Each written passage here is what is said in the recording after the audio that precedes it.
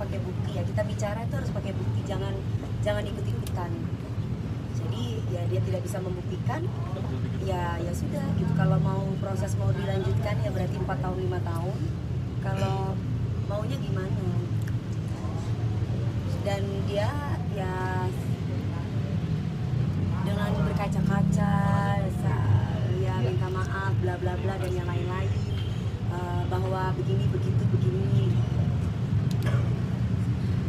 Maksud saya tuh gimana ya, males ya kalau kita itu gimana, kemarin bisa lantang, bisa ngatain saya gimana, tapi ketika ketemu sama saya begini, serba repot. Nanti kalau misalkan saya tidak melaporkan, dia tantangin saya, pasalnya mana, tidak ada orang yang bisa memenjarakan saya, bla bla bla bla bla, ngatain saya ini itu, sampai foto saya dibanding satu sama dibanding-bandingkan sama anak didik saya gitu. Ibaratnya aku ibunya loh, dari usia juga udah jauh beda gitu kan, dari pengalaman juga jauh berbeda, dibanding-bandingkan, dibikin adu domba gitu kan nggak baik.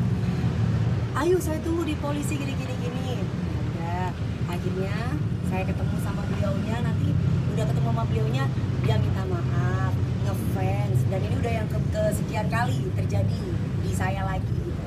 Jadi repot kalau nggak dipenjarain, nanti malah keenakan. Kalau misalkan dipenjarain nanti orang bilang saya nggak punya hati. Tapi setiap hari kalau misalkan teman-teman punya TikTok, saya kan nggak follow dia, dikit-dikit masuk aja ke beranda, masuk lagi. Saya tuh sampai akhirnya saya blok. Alasannya saya tidak boleh bicara KDRT gitu. Alasannya karena dia pernah mengalami KDRT dan dia masih mempertahankan rumah tangganya. Saya bilang saya pernah mengalami KDRT dan saya tidak, tapi saya tidak mau ikut campur urusan orang. Dengan Lesti aja saya tidak mau tahu, dalam hati saya nggak mau tahu urusan dia kalau dia mau kembali urusan dia, mana pernah mungkin kalau teman-teman lihat statement itu nggak ada. Tapi kalau saya, kan saya selalu bilang kalau saya tuh menceritakan saya gitu. Saya yang nggak mau bertahan. Jadi saya akhirnya mengedukasi bahwa KDRT itu tidak diperbolehkan dalam rumah tangga. Mungkin sekarang, jadi kalau dibilang KDRT itu pribadi, salah. KDRT itu masalah kita bersama. Awalnya jangan ini pribadi, diam-diam tiba-tiba ketahuan entah suaminya meninggal, entah istrinya yang meninggal, entah anaknya, dan itu banyak terjadi dalam kehidupan kita. Akhirnya mau nggak mau saya edukasi seperti itu. Jadi saya punya hak untuk berbicara tentang KDRT.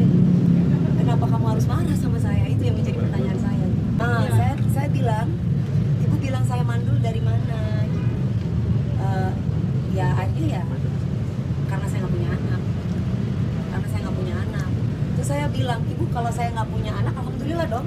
Kalau saya punya anak, bayangin 3 suami, anaknya beda semua, anak sulung semua. Iya kan? Kasihan papa pertama, papa kedua, papa ketiga, yang mana bingung anak saya. Alhamdulillah, Allah itu maha baik sama saya. Kenapa ya? Memang karena saya punya, ibaratnya memang memprogram untuk saya tidak punya anak dulu, supaya saya akan punya anak dengan suami yang menurut saya dalam rumah tangga itu tidak toksik. Kan saya yang tahu rumah tangga saya seperti apa. Dan dia juga bilang bahwa perempuan tidak baik karena saya menikah berkali-kali, ya kan? Jadi bukan janda terhormat. Saya bilang sama dia, saya janda terhormat dong bu. Kan saya bercerai, saya bukan selingkuh loh. Saya bercerai juga masalah KDRT. Saya bercerai juga masalah suami saya nipu saya. Jadi kalau misalkan saya bercerai tiga-tiganya ini, kecuali saya selingkuh duluan atau saya KDRT, maksudnya tuh menyiksa suami saya, terus yang ketiga saya mungkin matre ngambilin duit suami saya, mungkin saya tidak pantas bilang saya janda terhormat. Saya bilang gitu. Nggak ada bu yang kepingin jadi janda. Mungkin ibu sekarang pernikahannya dijaga sama Allah sehingga belum bercerai. Tapi ketika ibu ngatain saya, wanita tidak baik, janda berkali-kali, saya sedih sebagai perempuan. Saya juga kepengen loh menikah sekali seumur hidup. Ya saya mengutarakan isi hati saya aja lagi.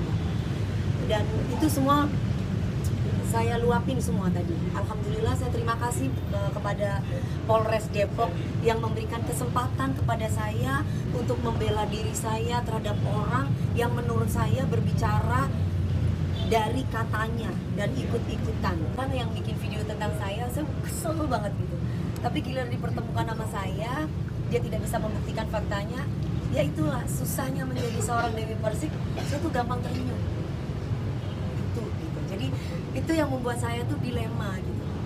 Tapi lawyer saya bilang tunggu dulu gitu. Jadi ya ini kan kalau Bang Sandi kita lihat, kalau saya pribadi sih enggak.